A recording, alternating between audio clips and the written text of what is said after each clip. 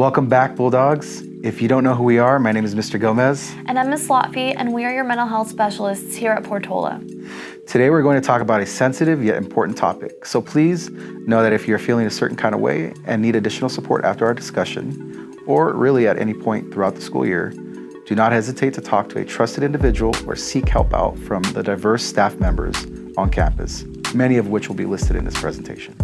If you didn't know that this week was Suicide Awareness and Prevention Week, we've decided to take the time to cover some of the important facts regarding suicide.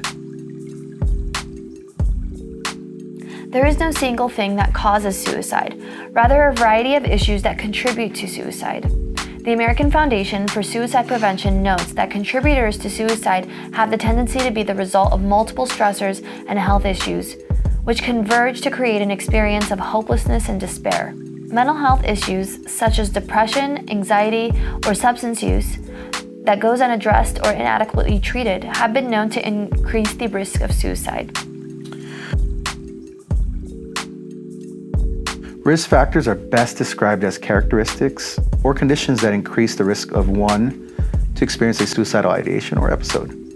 Factors include, but are not limited to, health issues, mental health conditions, for example, depression, substance use, bipolar, environmental aspects of it, which is access to lethal means, prolonged exposure to stressors such as harassment, bullying, loss of employment, or relationship issues, stressing life events such as rejection, academic failure, financial crisis, etc., exposure or knowledge of another person's suicide, and historical data such as family history of suicide, personal history of suicidal thoughts or attempts, as well as personal history of childhood trauma, abuse, or neglect. It's important to remember that although you may relate to or have a history with any one or more of these risk factors, it doesn't mean that you are at risk necessarily. Always remember to seek out support if you're having thoughts of harming yourself or if you just don't feel safe. As previously mentioned, suicide does not revolve around one specific stimuli.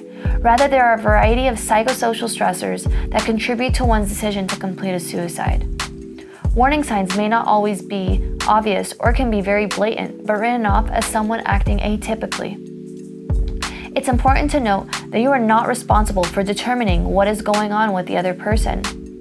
The following are examples of warning signs that have been associated with suicide: withdrawal, personality changes, significant or minor, neglect of personal appearance or lack of proper hygiene, sleep disturbances, giving away of one's belongings, acting or behaving recklessly, loss of interest in things previously enjoyed, written or verbal statements about death or dying, experiencing unbearable emotions or serious chronic physical pain, feeling or expressing feelings of being a burden to others, intense feelings of guilt or shame, extreme mood swings, alcohol or drug use, feelings of hopelessness, desperation, or as though one is trapped. If we're noticing potential warning signs in ourselves or peers, it's important that we seek support of a trusted adult who can provide adequate guidance and support. If you or someone you know needs support, don't hesitate to reach out.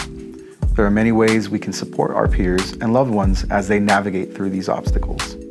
The prevalence of the following protective factors help promote resiliency and increase the chances of thriving. Protective factors such as access to adequate medical or mental health care, feeling one is supported with regards to their mental health needs, applying problem-solving skills, learning and utilizing meaningful coping skills, mindfulness, mental flexibility, or meditation.